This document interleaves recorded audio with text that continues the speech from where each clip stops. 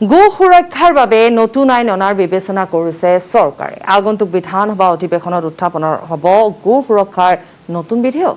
শনিবাৰে বিধানসভাৰ অধিৱেশনত ৰাজ্যপালৰ ভাষণত এই কথা প্ৰকাশ পোৱাৰ লগে লগে এতিয়া মিশ্ৰিত প্ৰতিক্ৰিয়া ব্যক্ত কৰিছে শাসক বিৰোধী বিধায়কসকলে। ৰাজ্যত গো ৰক্ষাৰ বাবে নতুন আইন। আগন্তুক বিধানসভা অধিৱেশনত উত্থাপন হ'ব বিধেয়ক। পঞ্চদশ অসম বিধানসভাৰ প্ৰথমখন অধিৱেশনত ৰাজ্যপালৰ ভাষণত প্ৰকাশ এই কথা। We all rever and worship cows. It is considered a sacred animal as it nurtures us through life-sustaining milk. In fact, it is a symbol of the divine bounty of earth. I am happy to inform you that my government plans to introduce the Cow Protection Bill in the next assembly session. পিছে কি থাকিব এই গো ৰক্ষা বিধেয়কত? উত্তৰ প্ৰদেশ তথা আন ৰাজ্যৰ দৰে কঠোৰ হ'ব নেকি গো ৰক্ষা? সেয়া যিয়ে নহওক, গো ৰক্ষা আইনৰ প্ৰসংগ উত্থাপনৰ লগে লগে বহু প্ৰশ্নই জুমুৰি ধৰিছে এতিয়া অসমৰ শাসক বিৰোধী বহু বিধায়কক। প্ৰকৃততে কি হ'বলৈ গৈ আছে? গো ৰক্ষাৰ নামত পলিটিক্স নহ'ব। গো সুৰক্ষাৰ নামত আইন আহিলে ক'বলগীয়া নাই। মন্তব্য AIUDFৰ বিধায়ক হাফিজ ৰফিকুল ইছলামৰ। এতিয়া যদি তেখেতসকলে এনেকুৱা ধৰণৰ কিবা বিল আনে যে বানপানীত ভাহি যোৱা গাইবিলাকৰ গাই গৰু বা গৰুৰ মালিকক আমি পইচা দিম, আমি কিয় বাধা দিম? এনেকুৱা ধৰণৰ বিল আহিলেতো ভাল ৱেলকামে জনাম। এইবিলাক যদি বিক্ৰী কৰিব নিদিয়ে, এটা ডিষ্ট্ৰিক্টৰ পৰা আন এটা ডিষ্ট্ৰিক্টলৈকে যাব নিদিয়ে, এইবিলাক বিলৰ বাহানা গইনা লৈ যদি এনেকুৱা ধৰণৰ কাৰ্যকলাপ চলে, আল্টিমেটলি মানুহে নাপালিব। তেতিয়াহ'লে অসমত ক'ত গাখীৰ ক'ৰ পৰা পাব আপুনি? বিপৰীতে উত্তৰ প্ৰদেশ অথবা অইন ৰাজ্যৰ দৰে যদি এই আইন অধিক কঠোৰ হয় তেন্তে অসমৰ অৰ্থনীতিত বাধা আহিব বুলি মন্তব্য AIUDFৰ বিধায়কগৰাকীৰ। বিশেষভাৱে ইউপি বা আৰু এটা ষ্টেটত যেনেকুৱা ধৰণৰ বিল আনিছে, যদি অসমে তেনেকৈ ভাবিছে নাজানো। আজি আপুনি চাওক, এইবিলাক ষ্টেটত অৰ্থনীতি ভাঙি গৈছে, কিন্তু লেডাৰ ইণ্ডাষ্ট্ৰীবিলাক বন্ধ। ইণ্ডিয়া আজি GDP ক'ত তলত গুচি গৈছে। এতিয়া ইউপি বিহাৰত মহ আছে, হাজাৰ হাজাৰ মহ তেখেতসকলে পালে। একোটা মহ 20-30-40 লিটাৰ গাখীৰ দিয়ে। অসমততো মহ নাই, আপোনালোকে চাব, মানে 1% মহ নাই মোৰ ধাৰণা যিটো আছে। বলেন ভট্টাচাৰ্যৰ report, news 18 Assam north east. জামছেদপুৰৰ পৰা অক্সিজেনৰ 4টা কণ্টেইনাৰত 80 মেট্ৰিক টন তৰল মেডিকেল অক্সিজেন লৈ আমিন গাঁৱত উপস্থিত হ'ল এখন ৰেল। মুখ্যমন্ত্ৰীৰ উপস্থিতিত অক্সিজেনখিনি গ্ৰহণ কৰিলে স্বাস্থ্য বিভাগে।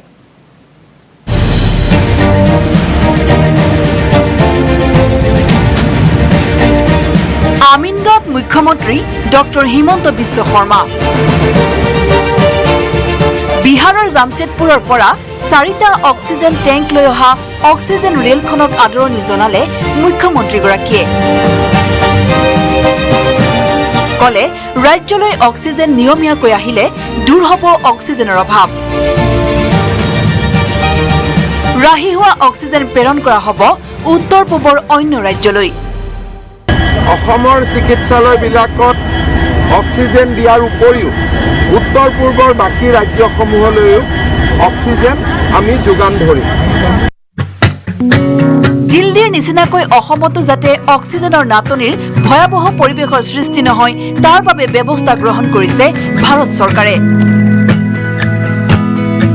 প্ৰধানমন্ত্ৰী নৰেন্দ্ৰ মোদীৰ নিৰ্দেশত আৰু কেন্দ্ৰীয় মন্ত্ৰী পীয়ুষ গোয়েলৰ তত্বাৱধানত দেওবাৰে জামছেদপুৰৰ পৰা আমিনগাঁৱৰ ICDত উপস্থিত হয় 4টা ৰেলৰ টেংকাৰত কঢ়িয়াই অনা 80 মেট্ৰিক টন অক্সিজেন।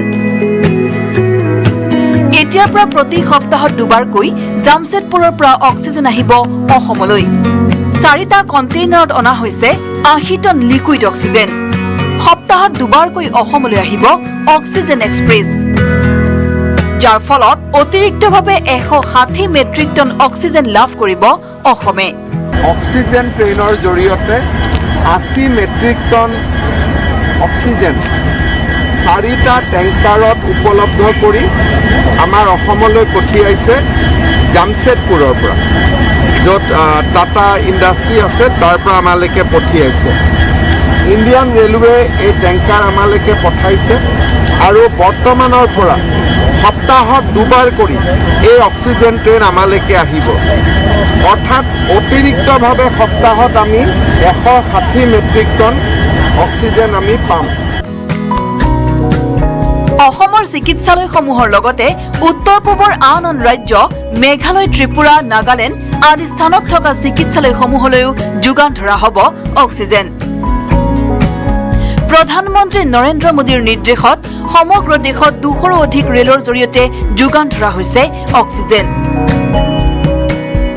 প্ৰধানমন্ত্ৰী নৰেন্দ্ৰ মোদী ডাঙৰীয়াৰ নিৰ্দেশত আৰু আমাৰ ৰেল মন্ত্ৰী পীযুষ গোয়েল ডাঙৰীয়াৰ তৎপৰতাত এতিয়ালৈকে ভাৰতবৰ্ষত 200খন অক্সিজেন ট্ৰেইন বা তাতকৈ বেছি অক্সিজেন ট্ৰেইন তেওঁলোকে চলাইছে আৰু আজিও আমি সৌভাগ্যৱান যে অসমত অক্সিজেনৰ পৰিমাণৰ চাহিদা বৃদ্ধি হোৱাৰ লগে লগে আমাক জোৰা টাপলি মাৰিবলৈ অসমলৈ প্ৰধানমন্ত্ৰী ডাঙৰীয়াই এই অক্সিজেন ট্ৰেইন পঠিয়াই দিছে অসমত চাহিদা বৃদ্ধি আৰু অক্সিজেনৰ নাটনি দূৰ কৰাৰ বাবে লোৱা হৈছে এনেধৰণৰ পদক্ষেপ এই অক্সিজেনসমূহ অসমৰ সকলো মেডিকেল কলেজৰ ষ্টৰেজত ৰখাৰ পিছত চৰকাৰৰ নিজৰ ষ্টৰেজত ধৰি ৰাখিব 800 লিটাৰ অক্সিজেন সকলো মেডিকেল কলেজতে আমাৰ ষ্টৰেজ আছে আৰু আমাৰ নিজৰ ষ্টৰেজো আছে প্ৰিমিয়াৰ ক্ৰায়জেনিকৰো ষ্টৰেজ আছে আমি প্ৰায় 800 লিটাৰ অক্সিজেন আমি ধৰি ৰাখিব পৰা আমাৰ ষ্টৰেজ আছে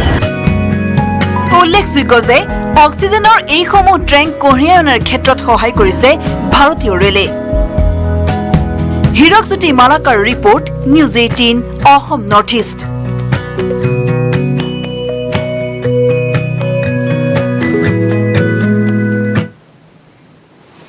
মহানগৰ যান-বাহন শাখাৰ ডিচিপি প্ৰাণজিৎ বৰাই এক সংবাদমেলৰ আয়োজন কৰে মহানগৰীৰ ৰাজপথত পৰিত্যক্ত বাহন ৰখাব নোৱাৰিব বুলি এই সংবাদমেল যোগে জনাইছে বহুতে ৰাজপথত ওপৰতে অবৈধভাৱে ৰখাই থয় ব্যৱহাৰৰ অনুপযোগী বাহন 27 মেৰ ভিতৰত পথৰ পৰা গৰাকীয়ে আঁতৰাব লাগিব বাহনসমূহ নহলে যান-বাহন আৰক্ষীয়ে নিজাববীয়াকৈ ব্যৱস্থা গ্ৰহণ কৰিব মহানগৰবাসীক সহযোগ কৰিবলৈ আহ্বান জনাইছে ডিচিপি প্ৰাণজিৎ বৰাই 4 মেৰ পৰা 22 মেলৈ 14,84,500 টকাৰ জৰিমনা যান-বাহন আৰক্ষীয়ে ইতিমধ্যে লাভ কৰিছে 1185 জন ব্যক্তিৰ পৰা সংগ্ৰহ কৰা হৈছে এই জৰিমনা গোচৰ ৰুজু হৈছে 32টা গাড়ী জব্দ হৈছে 439খন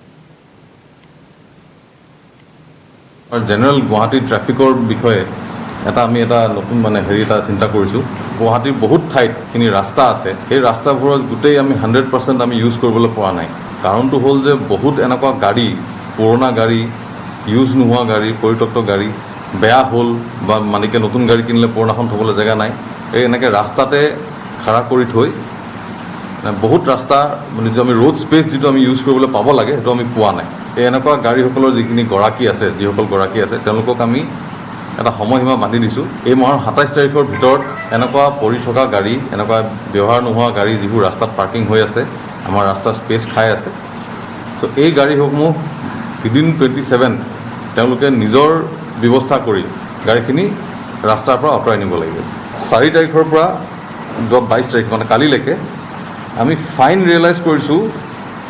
14,84,500 ফাইনটো ৰিয়েলাইজ কৰিছোঁ এগেইনষ্ট 1185 নাম্বাৰ অফ কেছেছ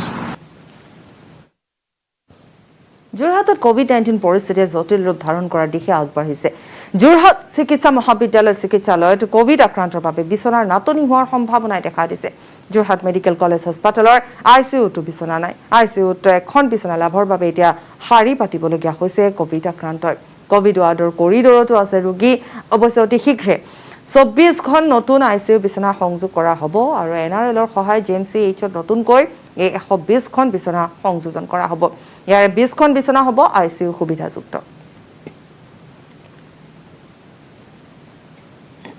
আমি বৰ্তমান একচুয়ালি যোনটো কোভিড আইচিইউ এতিয়া আছে আমাৰ জেনাৰেল আইচিইউৰে এটা ব্লক আমি কনভাৰ্ট কৰি লৈছিলোঁ কোভিড আইচিইউৰ লৈ এতিয়া কি কৰিছোঁ আৰু দুটা ব্লক বাকী আছিলে নন কোভিড চলাই আছিলোঁ আমি এতিয়া সেই নন কোভিডখিনিও আমি কোভিডলৈ কনভাৰ্ট কৰিম গতিকে কাইলৈৰ পৰা আশা কৰিছোঁ কাইলৈ গধূলি মানৰ পৰা আমি 24খন বেড আৰু পাম কাৰণ পেচেণ্ট শ্বিফটিঙত অলপ সময় ল'ব সেইখিনি আমি অৰিজিনেল আমাৰ এটা কেজুৱেলিটি এৰিয়াত আছিলে হেৰি ছেটআপ এটা, সেইটো আকৌ আমি ৰিএক্টিভেট কৰিছোঁ।